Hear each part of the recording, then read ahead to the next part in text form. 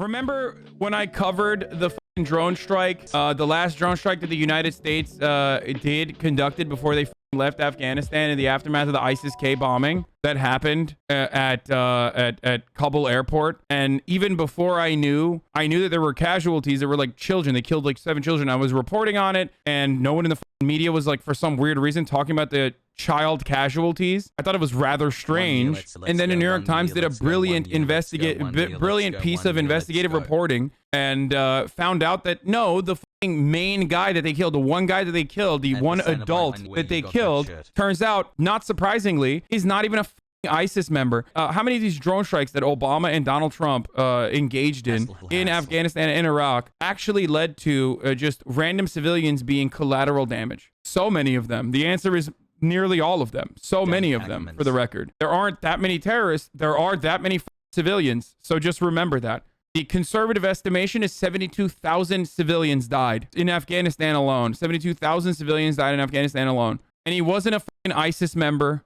And he was just simply a humanitarian aid worker. Like, he was literally an aid worker. He did not have bombs in his car. There was no secondary explosion. They lied about everything. And now they're forced to admit it because of the actual good news reporting. He got murdered. His entire family, like an entire generation of his family, wiped out. 7 children, babies, wiped out for the crime of driving a Toyota Corolla. That's false. Where are you getting that information? That's flat out not true. The number ranges from 40,000 to 62,000 to 72,000. They say 47, but I've seen literally everything from 40,000 to 60,000 to 72,000. We will never know what the true number is, by the way. And here's why, is because they can't account for it. They never accounted for it. While the Obama administration, like, at least reported the conservative estimations, the Trump administration completely stopped it. Like, they literally had no transparency on civilian casualties of drone strikes. And by the way, these are the correctly classified as non-insurgent, non-combatant civilians. So just remember that when we talk about like how many fucking terrorists that they killed, 51,000 Taliban and other opposition fighters, ridiculous, fucking ridiculous. But here are the key findings from the Brown report. As of April 2021, more than 71,000 Afghan and Pakistani civilians have been estimated to have died as a direct result of the Afghan occupation. Sorry, I was off by 1,000, chat. Hey, chatter, are you happy? Is that okay? Do you find this qualification to be apt? And once again, we don't know. We don't actually fucking know. Every number that you will arrive at is going to be a conservative estimation because we will never know the true number of casualties. And the only time that the Obama administration ever apologized is when they accidentally killed. I mean, they apologized when they bombed Kunduz, a hospital, a Doctors Without Borders hospital, and they apologized when an Italian man and a French man died. And that's it. We didn't hear 71,000 apologies from the Obama and Trump administration and the Bush administration. We did not hear that because they don't give a fuck. The American government is careless when it comes to its own citizens on U.S. soil. Think about the way that the American government and the American police force treats its own citizens, especially when they're poor or especially when they're black or brown. Someone wrote an article. If Obama apologized for one civilian drone victim every year, it would take him every day. It would take him 3 years. Are civilian deaths from the U.S. carelessness or intentional? Bit of column A, bit of column B, my friend. It's both. They don't care. But that carelessness is kind of intentional. It's terrorism. What America does, what the American government does with respect to their foreign imperialist attitude and their strategy is terrorism. And it's very successful. Do you understand? It's a very successful form of terrorism because no one considers it terrorism unless you're literally like a fucking Afghan civilian, but you have no voice. You're nothing on the planet. Western media only uses you as a mouthpiece when you say stuff like, I don't want to be fucking oppressed by the Taliban, and then they forget about it immediately afterwards. Yeah, the Obama administration has bombed funerals and weddings regularly. I mean, same with the Trump administration. So it's not a fucking real, like, it's not a real concern. It's never been a real concern. It's Absolutely awful. A drone strike against the suspected car bomb in Kabul turns out to have been a tragic blunder. Defense officials say investigation by CENTCOM determined the 8/29 strike killed an innocent aid worker along with 9 members of his family, including 7 children. So let's hear what the Pentagon had to say in their press briefing. Oopsie, that's what they had to say. Now, some of you remember this. I've talked about this extensively over the past couple of weeks. I talked about it when we didn't know, but we knew that like civilians had died, and they originally fucking lied about the bomb. Originally lied about saying like there was a secondary detonation that killed the family. Like, you know, that's just collateral damage. Oopsies. I talked about how fucking horrifying this is because this is exactly how 71,000 civilians like this and other actions that the United States took that was overall careless and personally awful and cruel for no reason other than you know, doing shock and awe, just doing terrorism. Basically the only reason why, you know, it was like this is because America is a terrorist state. They did a bunch of this shit. They did this shit over and over and over again, but the New York Times reporting was really good on this, so I guess they're admitting it. Let's hear what they had to say about the bombing that actually was never an ISIS militant, but instead a humanitarian aid worker. The U.S. drone strike on our way out of Afghanistan. They killed an entire fucking family, including 7 babies. Having thoroughly reviewed the findings of the investigation and the supporting analysis by interagency partners, I am now convinced that as many as 10 civilians, including up to 7 children, were tragically killed in that strike. Moreover, we now assess that it is unlikely that the vehicle and those who died were associated with ISIS-K or were a direct threat to U.S. forces. I offer my profound condolences to the family and friends of those who were killed. This strike was taken in the earnest belief that it would prevent an imminent threat to our forces and the evacuees at the airport. But it was a mistake, and I offer my sincere apology.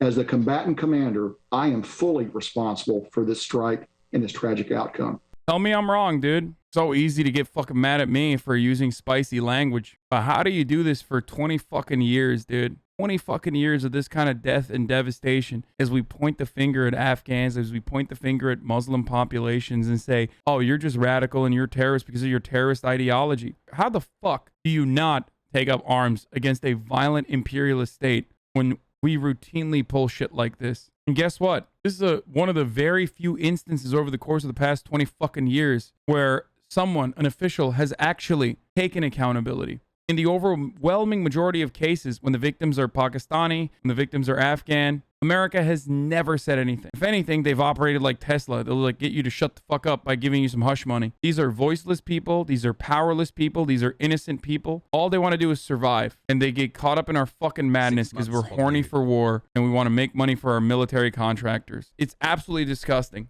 It is impossible to comprehend if you have been blinded by American imperialist, jingoist ideology. If you've been blinded by American exceptionalism, it's so hard for you to understand the hatred that people feel against the terrorist state of the United States of America when we routinely engage in actions like this. I understand it. I really do. We are a force for evil. When kids in that fucking region have PTSD, they fear skies that are not cloudy because that means that drone strikes will occur. Like, we did that shit. It's so pure fucking evil, dude. What a perfect encapsulation of American foreign policy. We went in just as we went out of that country in a blinding rage that caused us to do untold amounts of fucking cruelty to civilians that did not deserve it, that just were chosen by us to be our victims. We turned around and we blew up a fucking family, dude. 7 babies running into their humanitarian aid worker father's car as they do every single day when they celebrate him returning from fucking work. We dropped a Hellfire missile into that courtyard and we fucking murdered that entire family. That's America. That's the shit that never gets coverage too. But if you're not from America, and I talked about this in the interview that I did earlier today, like if you're not from America, and especially if you're from like Turkey or a subsequent like regional country, and obviously like Turkey is aligned with America, but even if you're not from America, you see that. You understand the fucking pain. You understand the frustration that people have towards it. In like super simplified, reductive terms, we are the playground bully. You know, that's why I always say, like, we are a racist ass nation. We're a white supremacist nation. That's why I showed you that fucking marshal that punched the black dude in the face when he was handcuffed. We do that here domestically. And of course we do endless amounts of cruelty to others overseas, responsible for more death, destruction, and violence than any other fucking contemporary nation. And yes, that includes China too. I don't give a fuck. Part of the reason why the One Belt, One Road initiative can be so successful for China is because numerous other countries are like, of course we will fucking work with China. Are you kidding me? At least they're not fucking, drone striking us, bombing us, murdering us yet. Who knows what they'll do? But for the time being, they aren't doing that. 13 soldiers died and their pictures are blasted everywhere in news media. Thanks. Yeah, when those 13 soldiers died in the blast, 170, I think, right? Or 100 plus Afghan civilians died too. And some of them died because we shot them. And we never even talked about it. Everybody was like, this is Biden's Benghazi. 13 soldiers died. Yeah. That sucks that we're sending fucking young men and women out there to do so much fucking violence. And then they ended up getting fucking blown up. Not a single mention of the Afghan civilians that died. And not from the explosion. From our bullets. Because in the fog of war, every brown person looks the same. They look like an enemy combatant. Our soldiers at the Kabul airport opened fire on a crowd of civilians that were trying to get away. And a crowd of civilians, women, and children. They murdered Afghan collaborators. They murdered Afghan soldiers that were working side by side with them because they thought, oh shit, it's an attack. One of the Afghan translators that was trying to escape the country got shot in the back of the fucking neck by an American bullet. That's what he got for working with the American military. Shot in the back of the fucking neck. Hit with an American bullet in the chaos that ensued. That's all we're capable of doing. No coverage on that, with the exception of one BBC article, with one BBC reporter talking about it. No other coverage. Yeah, but it's for the greater good. Like what? What greater good? You think getting the world angry and want to fucking do 9/11s every goddamn day to the United States is a good thing? Is that what you think? What do you think happens when your fucking family member dies after working with the U.S. forces in the middle of a fucking crowded street because American forces opened fire on him and murdered him? Greater good is killing fucking aid workers and their entire families? That's the greater good? What is good? There's not a single fucking thing that the United States has ever done that's good with respect to our imperialist endeavors. Not a single fucking thing.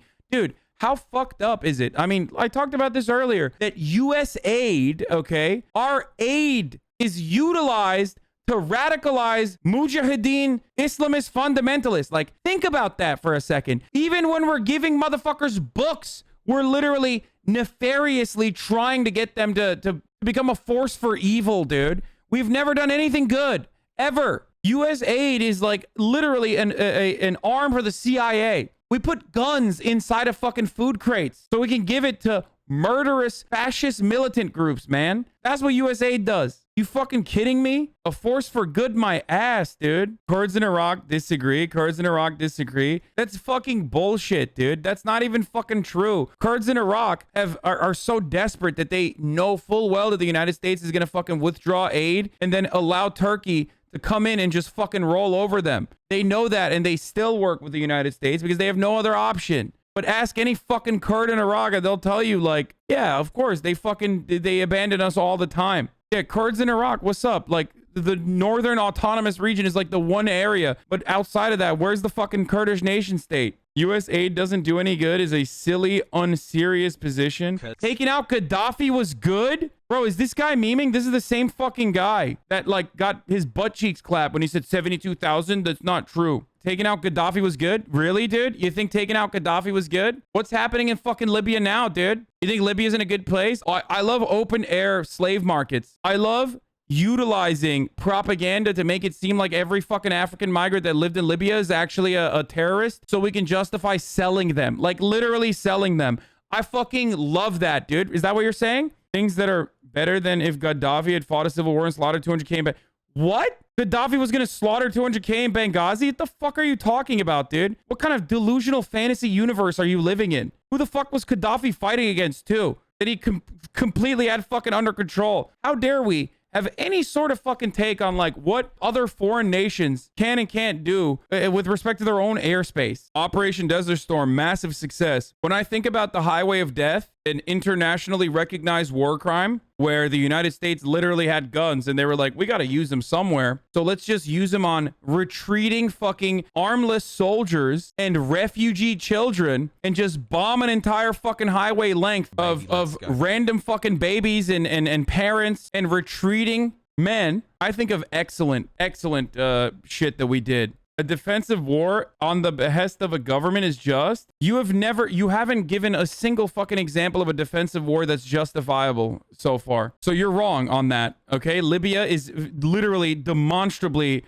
in a worse place now post Gaddafi. I know what he's going to say. He's going to say World War II. That's the only thing he can say. There's nothing else he can say. We're still riding the waves of World War II as we piggybacked off of the tremendous amount of fucking pain that the USSR was able to take on. We're still piggybacking off of that. It's so tight. Yeah, defensive war is when you fucking destroy Libya and every other country. Korean War was a just war. Yeah, dude, I love doing genocide in North Korea and destroying all matter of infrastructure. That's my justifiable war, is genocide in Korea was so justifiable. You guys got more, dude? Oh man, there's got to be some more. There's got to be some, right? I mean, fuck. I love bombing parts of Korea and you know, engaging in genocide to a degree where like it took like 30, 40, 50 fucking years to recover. Vietnam? Yeah, again, love doing genocide. So good. Oh my God. Especially in southern Vietnam. It's so weird. Literally using chemical weapons that have such a devastating, long-lasting effect that, like, there are still children that are being born with severe fucking disabilities, dude. That's what we did in Vietnam. Go ahead. Oh my God, there's got to be some more, dude. I love Americans. Name a justifiable war that does not involve World War II challenge. It's just, you can't. Like, there is none. Literally just war. It's literally just war theory 101. Is there a view that there are no defensive wars? There are defensive wars. The Taliban is engaging in a defensive war. The North Vietnamese army is engaging in a defensive war, and they succeeded. Those are defensive wars. Those are justifiable acts against imperialism. It's 100%. I do not agree with, well, not the North Vietnamese, but I do not agree with the Taliban. But, you know, that is a justifiable war. That is a defensive action against an imperialist state that's coming in and trying to fucking murder all your people. I'm surprised someone hasn't said bombing of Yugoslavia yet. Like, this guy got like all the talking points, but like the one talking point that's that's the one talking point that we're not at. Like, I'm surprised here, let me give you a better talking point. In the future, you can say bombing Yugoslavia was justifiable. That's the only one that you can use as like actionable. Even then, it's questionable. Yeah, no, Kuwait is not acceptable. Like, how the fuck do you say that we're doing a defensive war in foreign countries, man? Like, it's so fucking stupid. There is no defensive war in a foreign country. I agree. It's a justified war. Yugoslavia was the right move. Shut the fuck up, bitch. I just told you about that. American imperialist who is having such a fucking hard time coming up with like a singular fucking instance that he can defend a position. It's like, yeah, no, it's totally good. Oh yeah, dude? I gave you that talking point, bitch. You can't come back in here and be like, that's... And it's not even justifiable. It's just defensible to a certain fucking degree. And even then, it's like not great that we, you know, pump the country full of fucking lead. Jesus Christ, dude. Why do I have so many fucking DHS cutouts in here? It's disgusting. If you want to make a living doing death and destruction over fucking seas, okay, that's one thing. But like, you don't have to fucking try to defend it in here. It's not going to happen. I gave you multiple examples. No, like the Kuwait one is not a justifiable. No, Kuwait is not justifiable. Repelling a foreign army falls squarely under a defensive war. I don't give a fuck what poli-sci 101 term you're coming in here with, you dumb fuck. Oh my God, dude, your dumbass like ex-CIA political science professor is like, it's actually justifiable. That doesn't matter. There's an endless amount of fucking human casualty associated with the actions that you're thinking are justifiable that are not justifiable. And it was done for fucking oil too. So shut the fuck up. How can you defend a genocidal, bloodthirsty state like the United States? And you have been moving the fucking goalpost over and over again. Every single time I fucking give you an example of like, I describe to you how bad your example is,